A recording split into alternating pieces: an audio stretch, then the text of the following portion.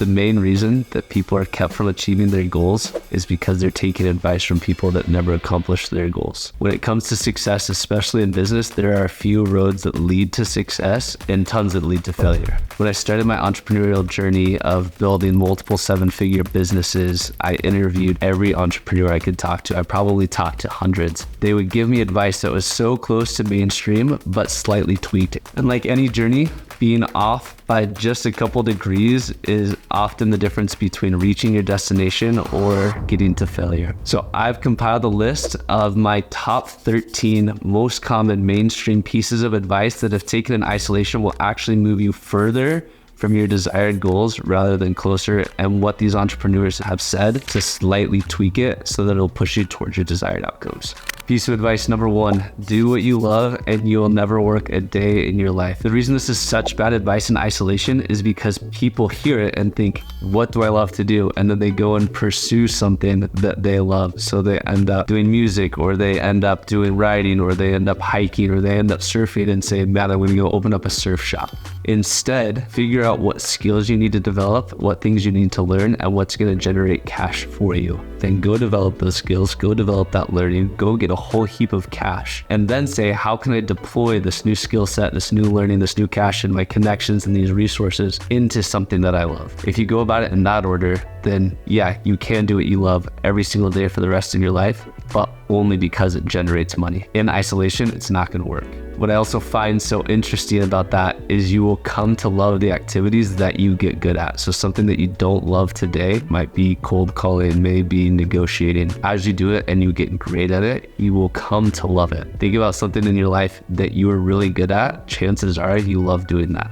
Piece of advice number 2, and if you've read any Dave Ramsey or any kind of mainstream investment book, you always heard diversify, diversify, diversify. The reason I hate this advice is because wealth is created through concentration, not diversification. Let me give you an example and explain why. There's something called the experience curve that states that each doubling in the execution of a task increases the efficiency of performing that task by 20%. I'll explain what that means through an example. If you were to open up a paper airplane manufacturing plant and you're the sole worker there, let's say it takes you 10 minutes to fold the first paper airplane. Well, when you double your production, going from 1 airplane to 2 airplanes, you just increase your efficiency by 20%. So that second airplane you build is only going to take 8 minutes compared to the first one taking 10. Now, as you double that production again, going from 2 airplanes to 4 airplanes, you've gotten more efficient and can do it in 6.5 minutes. And you get to 8 and to 16. And every time you double your performance, the 20% efficiency goes into play. When you get to your 1,000th airplane, it's only taking you 1 minute per airplane that you produce. The exact same holds true in businesses, and it's one of the biggest things that entrepreneurs struggle with because we always have this squirrel mentality of seeing the next golden nugget that we want to go after and go after and go after. But if you can put your head down and go to work on the same thing over and over and over again, that efficiency curve is going to kick in, where you're going to be significantly better than everyone else at that task. I love the example of Warren Buffett, and people often use Warren as this poster child for diversification, right? Because he has all of these businesses that he's the owner in. But if you look at what he does on a daily basis, he spends 4 hours looking at financials every single day. So yeah, he has ownership in all these different businesses, but he is highly specialized. He's put in his 10,000, 20,000 hours at one specific task, which makes him the greatest investor of all time. So stop trying to diversify, figure out what people are going to pay you money for, and get unbelievably good at that. The last story that hits home for me here is I was listening to Robert Kiyosaki, the author of Rich Dad, Poor Dad, and he was on a podcast, and it was a live podcast, so people would call in and ask questions. And somebody called in and said, okay, I just got some inheritance, a family member passed away, I have a few $100,000 to toss into an investment. And on the podcast, you guys have been talking about gold, about real estate, and about the stock market. So in your opinion, Robert, what would be the best investment for me?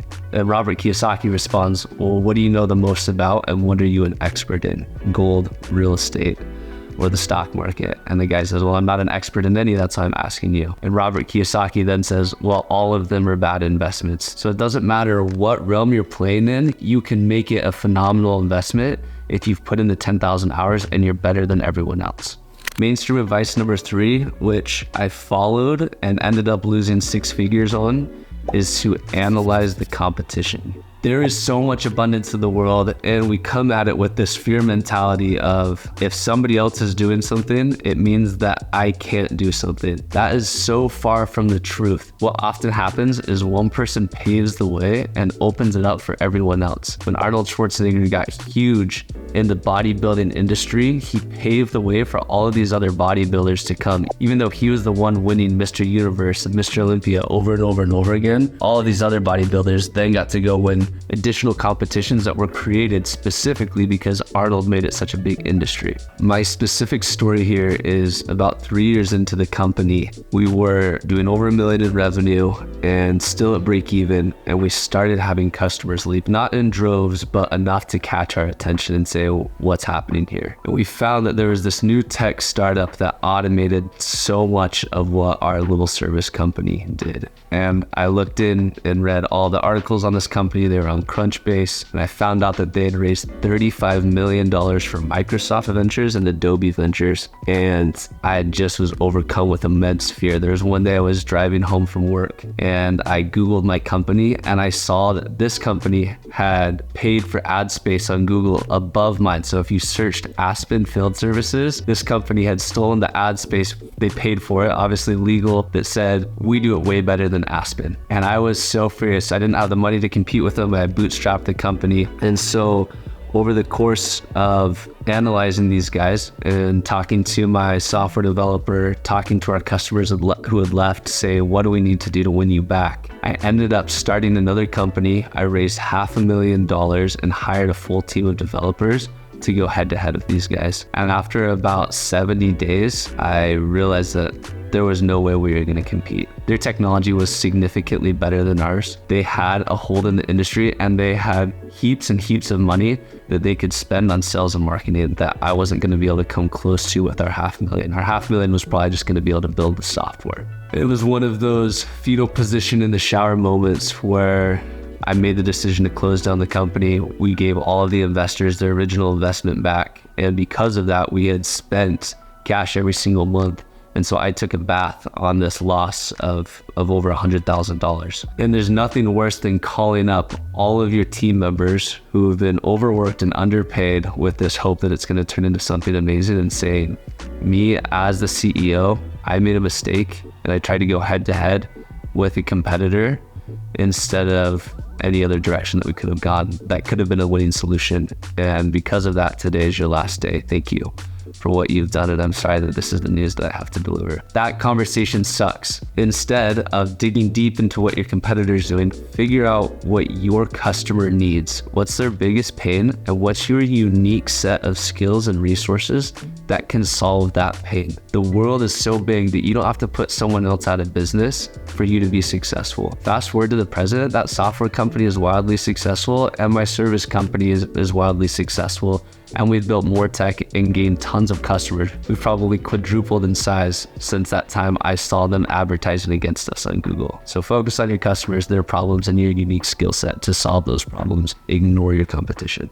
Number 4, sales solves all problems. The reason I don't like this advice is it's way too hyperbolic. You're looking at one thing and magnifying it and augmenting the impact of one single metric in your business. Sales is such a vanity metric if it's just taken in isolation. So I would add to it, sales solves all problems if you have these 5 things also taken care of. Number 1, margin. If you want to sell more, you could obviously just slash your prices and you're going to get a ton more sales, but you're not actually going to make anything off of those sales because you just destroy your margins. Number 2 is cash. The statistic that I find most interesting with this metric of sales and growth is that the most common year for a company to fail is right after it's had its highest growth year. And the reason for that is because sales sucks cash. You have to hire your salespeople, you have to do all of your marketing. Most of your costs besides commissions are front loaded. So make sure you have enough cash to be able to generate a ton of sales, and structure your sales cycle so that as you are increasing revenue, you're collecting from the customers before you're delivering the product or you're delivering the service. Number 3 is team. There are small spurts of success that you can have with a high performant, low core value team. But if you want success in the long term, then you need to focus on the team. The advice that I'd probably over-index on is that team solves all problems, not revenue. Because if you have the right team, the right people on the bus, then you're going to get it in the right direction. You have the executors and you have the strategists.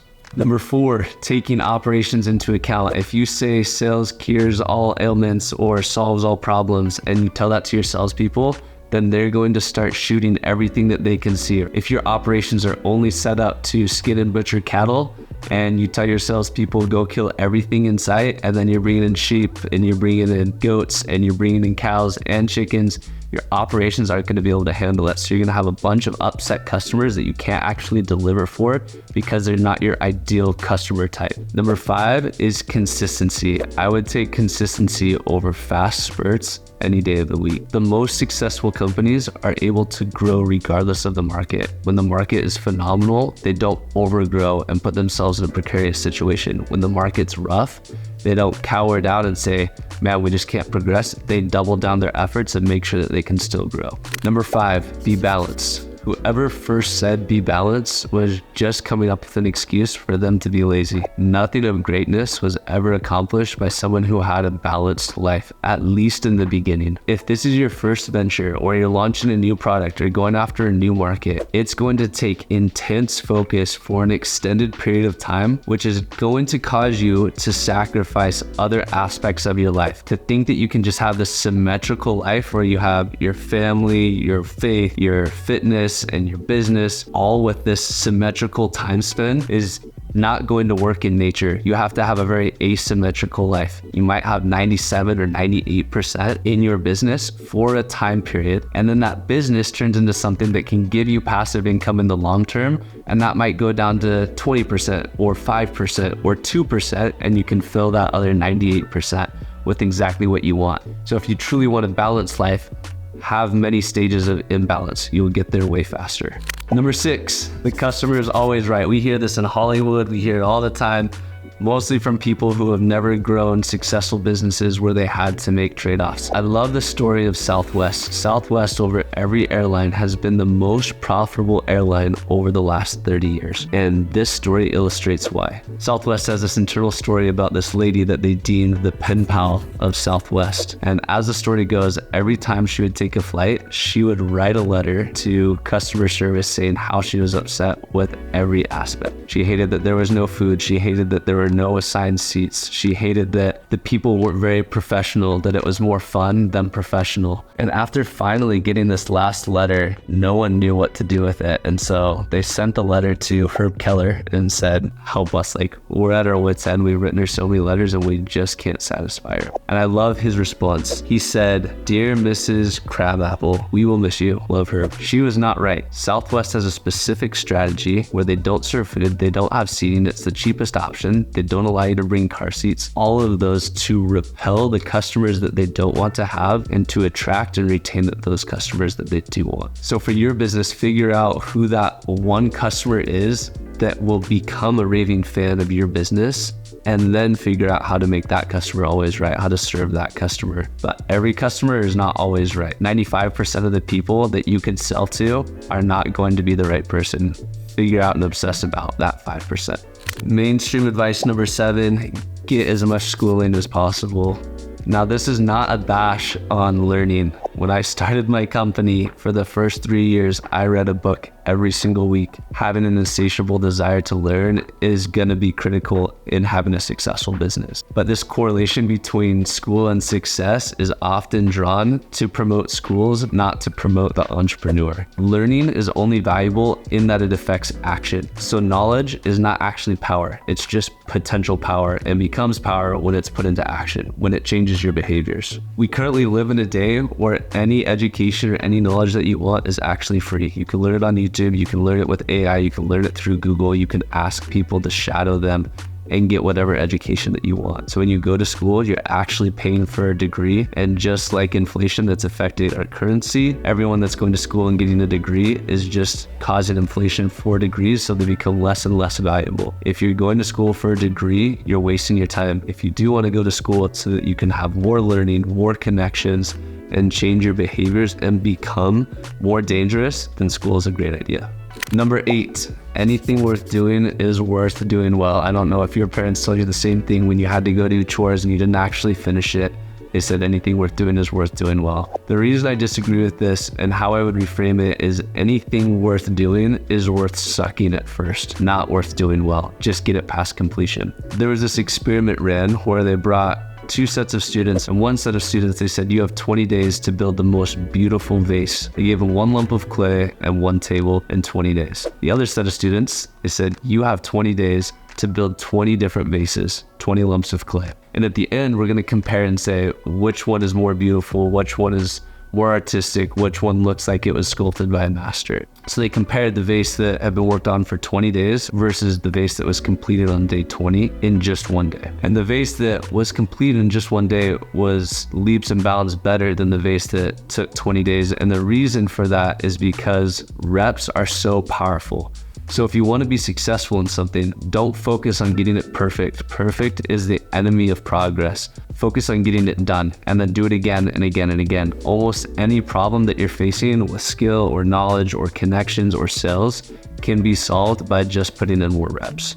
Number 9, if you want it bad enough, you'll have it. Now this one I think comes close, but is often misconstrued just slightly enough to have extremely detrimental effects. There's this common story that circulates the entrepreneurial community where a guru has this apprentice and the apprentice comes to the guru and says, what do I need to do to be successful? And this guru responds with, there's one secret and I'll tell it to you if you meet me at the beach tomorrow morning. So the young apprentice, so stoked, can barely sleep, wakes up early, heads down to the beach and sees this guru standing there. And instead of walking down the beach, he heads right into the water. And this young apprentice takes off his shoes, rolls up his pants, and starts heading into the water. And pretty soon the water is splashing above his knees, above his waist, above his chest, and it's up to his neck. And as soon as the apprentice is close enough, the guru grabs him and pushes him under the water. And he didn't have time to catch a breath, so of course he starts scrambling. He starts trying to get free. He starts clawing and grabbing. And right before he passes out, the guru lets him up and he catches his breath. And then after he gathers himself, the guru says, when you want to be successful as bad as you wanted to breathe, then you'll be successful. And the reason that I feel like that's so detrimental is because that's a 30-second experiment, right? You are underwater for 30 seconds and you come up and you have these 3 seconds of catching your breath and this desire that lasted for the last 20 seconds of being underwater. And if you want to be successful, it's going to take way more time than just these short spurts of wanting to be successful. It's like starting a fire with friction. You can't just give a little friction and then stop, and give a little friction and then stop. That has to be consistent for a long enough period of time to actually catch fire. It's similar to my distaste for 75 hard, because people do this diet thinking in 75 days I'm going to have my ideal life. Instead of having that mindset, expand it to 7.5 hard years, not 75 hard days. And if you can have that desire for that extended period of time, not this quick, fleeting 30-second experience, then you're going to be successful. Number 10, I saw this bumper sticker last week, no bad days. I think it also correlates with this idea of only be happy. The point of life is to be happy. The reason I feel like that's such a bad thing to index on is because no one in life, even though social media may display it, has this perpetual happiness that continues day after day after day. I learned this from my friend who lost his 27-year-old wife to cancer and left him and 2 kids. And he talked about how life is this spectrum. If you think about the sound wave, you have this frequency with high highs and low lows. And most people live their life in this way of, how do I ever avoid having a low low? How do I only have good days? How do I only have happiness? And because of that, they're also unable to have high highs because they never get married. So they never experience the pain of loss, but they never experience the deep connection either. They never have kids. So again, they don't experience and put themselves at risk of loss. They don't start a business, which if you don't start a business, you can't fail in a business, is their mentality. While that's true, and why you may not experience those low lows, you're also not going to get those high highs that only come from taking those massive risks. So instead of trying to avoid any bad day and only focus on being happy, attempt to take the biggest risks possible. They're going to allow for these high highs, and know full well that every once in a while you're going to get punched in the teeth and you're gonna have these really low lows, but that's what makes the best life, not this status quo, insignificant highs and insignificant lows. Number 11, get straight A's. I know this sounds wild, but my wife and I have a 4-year-old son, and we're starting to see the things that he's getting really good at. Just he has natural inclinations to certain things, and what he can improve on. There's some things that, just like any of us, he doesn't do great. And she asked me the question, if our son is phenomenal at tennis, but he's getting C's and D's and F's in math, do we hire a math tutor or do we hire a tennis coach? What most of our parents did, and what most of our answers would be when it comes down to it, is we would punish the kid for the underperformance in math and suspend them from doing that activity that they love and that they have a natural proficiency towards. We would get them the math tutor and stop their tennis. That's the wrong choice. Andre Agassi, who had 8 Grand Slams, didn't know how to do math because his mom did all of his homework so he could focus on tennis. You win in this life by being the very best at a couple of things, not by being pretty good at a lot of different things. Before I give number 12, if you're liking what you're hearing, please like, subscribe, share. I put out videos every week on how to build high performant teams. You could also check out covalentperformance.com to see how you can further your team's performance. Number 12 is focusing on the results. I've heard over and over again, you just gotta write your goals down. You gotta put your goals in front of you. You gotta focus on the results. And I tried to do that when I started my business. I got multiple years in and I wasn't happy with my results. I was focusing on them, but I can never get ahead. I wasn't able to scale. And the reason for it is because you don't actually need to focus on the results entirely. That needs to be like 5% of the focus. 95% of the focus and the energy needs to be on the behaviors and the inputs that are gonna lead to those results. So after you have some clarity around the results, and most people are directionally accurate. I wanna build a successful company. I wanna have this amount of revenue. I wanna have this kind of relationship or this kind of health. After you have clarity around there, don't change it. Leave it there for a year or 2 or 3. And then obsess with the results. Figure out what the daily, weekly, monthly activities need to be and track those every single day. Never miss a day. If you can do that, then the result will come. So focus on the behavior, not the result. Number 13, the law of attraction. I came home from school one day in middle school and my mom sat me down and said, you gotta watch this movie. And she'd never said that before. Like, we didn't watch TV in our house. So sat down and she turned on The Secret. I was like, okay, this is crazy. This is wild. I got super pumped and amped on it and then just started visualizing.